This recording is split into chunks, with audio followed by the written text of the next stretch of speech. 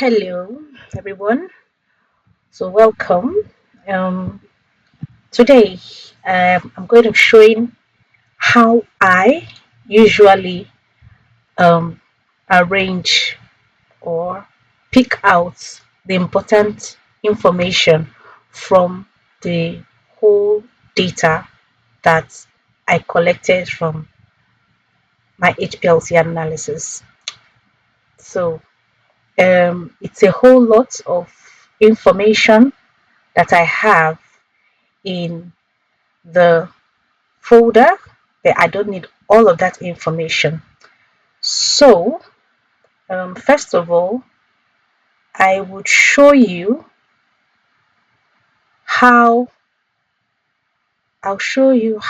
the um, information or how the folder looks so that you can appreciate why we need to use an application to select out what is necessary for us and leave out the remaining things. Okay, hope you can see my computer screen. Yes, so this is the data I want to work with. So this is an output from my analysis of my sample dissolution or drug release test, and I got so much results from the HPLC. I divided it into 6 folders based on certain criteria of mine. I don't want to bore you with all of that. Okay, so you can see these are 6 folders in this particular folder, and um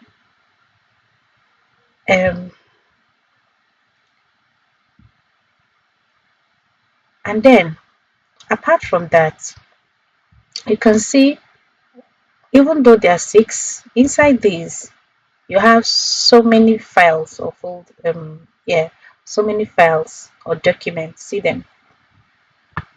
See, so many, about 33 files here, and same thing for this one too. See, this is B. You can see,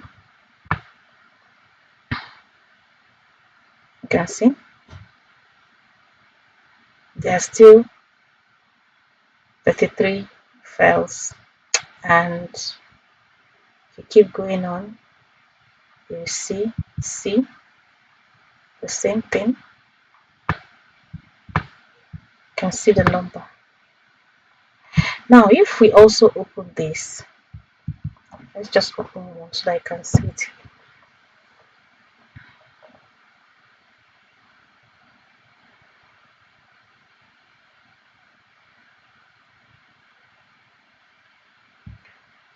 You can see there's so much information inside this document.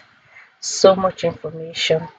Here's a chromatogram if you want to plot the HPLC curve. But the funny thing is, all that I require, all that I want is this. For this particular document, all that I need is this 34970. This from channel 2. That's all I need, this one. So I can see that my text app has some other um, folders like this. So let me open another one. This one is E11003. You can see so much information, so much information. I know that information is processed data, and this has not really been processed, but just so that we can understand ourselves. Now in all of this is all that I need. This one,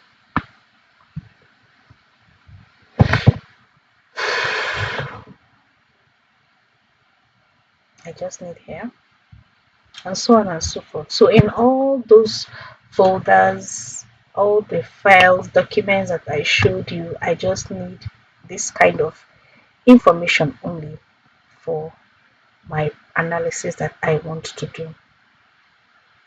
Right, so let's go on and see how I take care of this my data. So I use Power Query. Power Query is an Excel tool which helps for you to query your data, to get what you want from your data. It's a very powerful tool of Excel. So let me show you how I do it. I'll go to data, get data, then from file, I'll go to folder,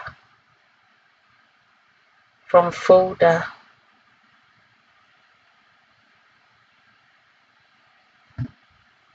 it's taking some time, I have a lot of things. Stuff.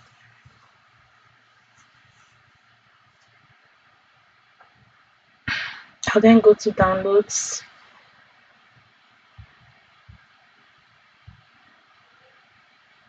to pick, this is it. So I don't need to, I'll just click on this.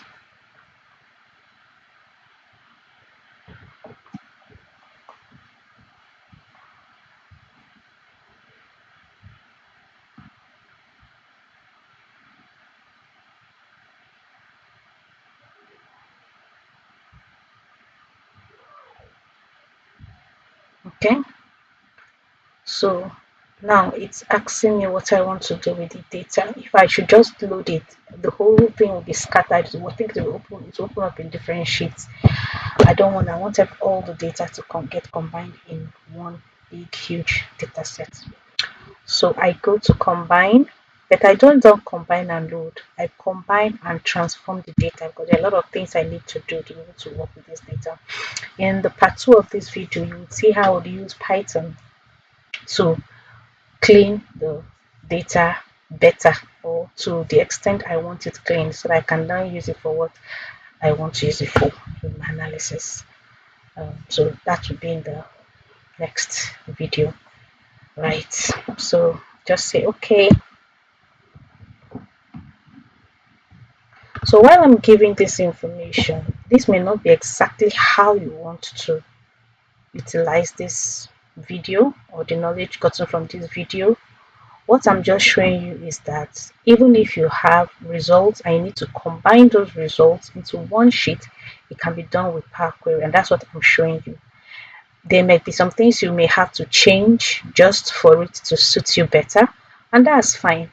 This video just lets you know that it's a possibility, and that's how I also do my things. When I learn that something is a possibility, that's good enough for me, then I know how to utilize it to suit my own purpose.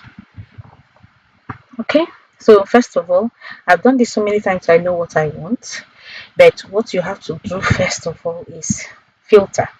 There are a lot of information here that I don't need. I've shown you before from when I opened the text document. You saw that there was so much information on that file or that document, and I don't need most of it, and that's what is showing here. So I'm going to filter off some of those things so that they don't come again. So from here, I'll filter things I don't need. I know because of experience, because I've been doing this for some time, that I don't need all these numbers in decimals, because these are the chromatogram values that you use for plotting the HPLC curve. I don't need it, but I know that the numbers I need are whole numbers, because they are detection points, and those rows will give me whatever I need for my analysis. So I'll pick this one.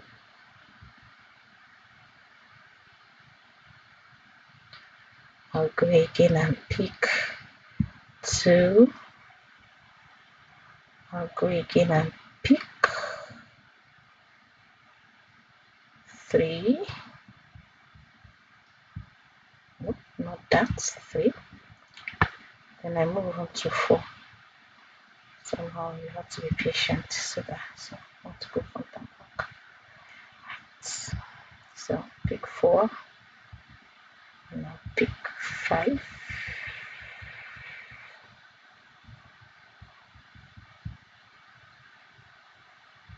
Okay. So when I'm picking these are what will show on my sheet. The ones that are not picked would not show. All that information and the rows on that side would be left. Then from experience, I know I need some other things. Okay, don't need all of this. And now I need peak number just to know how many peaks. I think that's all. Oh yes, I need peak this and that. Okay, let's see.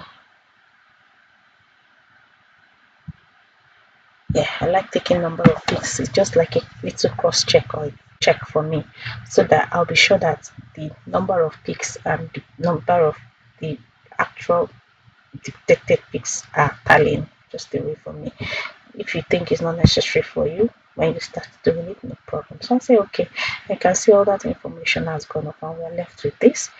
But before I go ahead, I'd like to rename this column. I think I'll come back and do that. Okay, let's come. Right, I want to rename the column.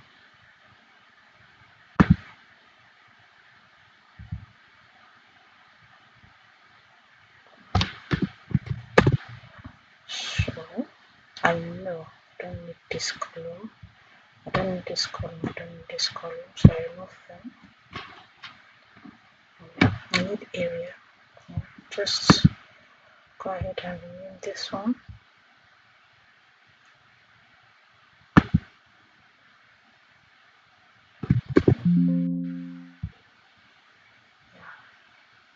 I think that's all. All these other columns from experience, I know I don't need them, but when I was trying to validate my HPLC method, I needed some of these columns like plate height, tailing, resolution, gave me an idea of a lot of things, and I used the validation of my HPLC method. But right now I don't need them, so this is it. Now what is happening here is that I analyzed these samples at different wavelengths, but the wavelengths that were stored for me were channel 1, which was 254 nanometers, and channel 2, which was 370 nanometers. Now, channel 1, which is 254 nanometers, I don't need it. I realized that my sample, no, I didn't just realize though, but I know that my sample analyzes better at a wavelength of 370 nm, and that can be seen in that you can see at this channel there are so many detection points, but here the detection point has reduced. When you go down, you see that some of them are peak 2, and so channel 2 only one peak, the channel 1 so many peaks. See, the channel just one peak. So it just shows that the 370 nanometer, that's channel 2, is a better wavelength to analyze my sample. If you want me to do something on HPLC, I'll see how you let me know, then I'll see how to. But if whatever you want me to do on HPLC, you have to tell me, okay? You have to tell me, then I'll see how to make it work out. So what I was telling you about number of peaks, helping me as a check. So there are 6 peaks here. You can see there are 6 peaks here, 2 peaks here, 2 peaks here. Okay, so what I want to do is I want to remove all these data that belong to PDA channel 1 because I'm not interested in them. I'm interested in just the data that belong to PDA channel 2. And after I said before, I will use Python to just get only the area at the desired or the noted retention time of that sample. So that's what I'll use Python for. But for this, I just want to remove this channel 1 and allow only the groups belonging to channel 2 to remain, or only the result belonging to channel 2 to remain, just so that we can appreciate what's happening. You can see that we are, say, this is still A. You see, this is just A2. We're in 110. Let me just show you how plenty our data is, and just to show you too that yeah, you can see it has been combined. Before A folder was its own, B folder was its own, but you can see B now 450. We are still in B. Let me just show you. I won't take it all down because so that we can go on to other things. Right, so you can see at 1000 we are still at C. Meanwhile we have an F, we have D, E, F too. So that's to tell you how much data we have. And of course saying, oh, let me just maybe highlight and delete, that wastes so much time. We cannot do that, and that's why our Power Query is here for us. to help us and transform the data. Right, I'm going to make a new column and try to label all these ones according to the channel number so that at the end I will filter them off. So at the end, what I want to have is all these pick 1 to 6 labeled as channel 1. All these pick 1 and 2 labeled as channel 2, and so on down to the F data, so that at the end of the day I'll filter off all the channel 1 and be left only with channel 2. So a way I work, there may be easier ways of doing all these things, but I'm showing you the way I work so that if it makes it easier for you, you can go ahead and use my method. Okay, one thing I usually do is whenever I use or find an app and I'm working with the app, I write down the method I use in working with that app for a particular maybe process, and after which I keep coming back to it because it makes it faster for me. I don't like a case where I have to start thinking, oh, what did I do? And oh no. So even for this, I'm going to make a formula for labeling the groups of data according to the channel they belong to. I have already found, I've already sorted out the formula long before. And I know this is not the first time. I have been doing this for a while now. This have been sorting out my data in my research. So I just thought that formula somewhere. I don't need to think of it. I can explain what it is, but I don't need to think of it. And that's how I work. Even for my Python codes, I store them somewhere, and when I need them, I go there and use them. When I have to change one or two things to suit the situation, I do that too. Right, so let's go on. Now I'll go to my OneNote because I know that's where I kept that information. Some jottings.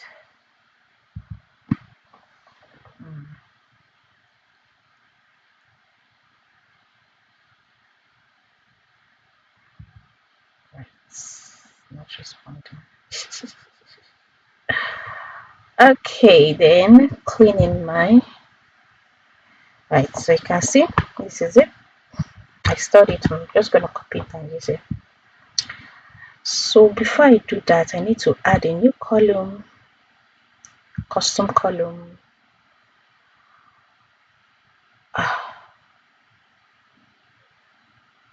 So I'll call the column group name because remember that's a group, and I'm going to just name it. Just going to call it group name. Yeah, and then paste this formula. So the formula is saying that if the text in the row contains this, or this, because I know what my column is. Wait, let me remove this label. It's not a column label. Yeah. I'll put that here. So if in this column text contains this, then that place should be labeled as ch2. Else, if in this column, let's remove this again and put this because I've labeled the column well. If in this column text contains PDL channel 1, it should be labeled as general channel 1. Otherwise, no. No means it's not PDL channel 1, it's not PDL channel 2. And so since I've created this formula, I'll say okay. Right. So see what happened. We said if this column has this PDA channel 1, it should be labeled as channel 1. It has this channel 2, it should be labeled as channel 2.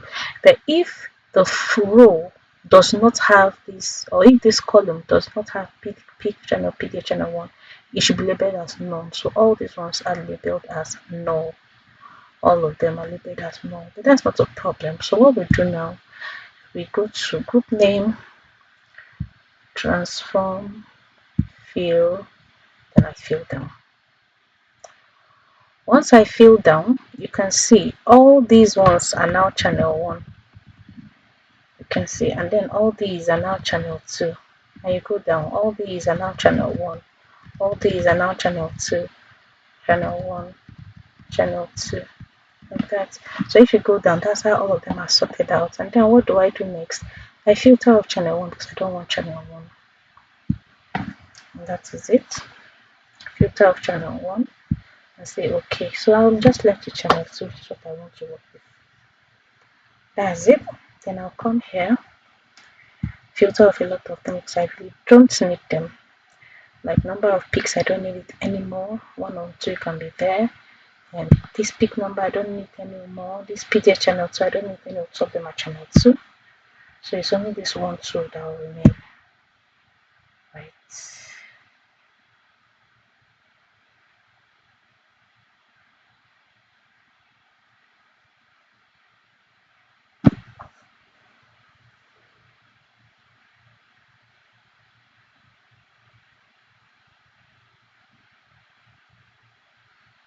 Yeah.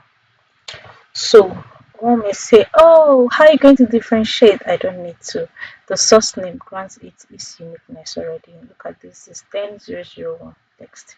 That is pick 1, this pick 2. So these 2 picks are for samples 10001. Then you see this is 10002, it has only 1 pick at this channel 2. 10003 has 1 pick at channel 2. Then 11001 like that. So I don't need to, I won't be confused on what belongs to what because the source name already grants its uniqueness. Okay, so I then go home and close and load. So it's load here now.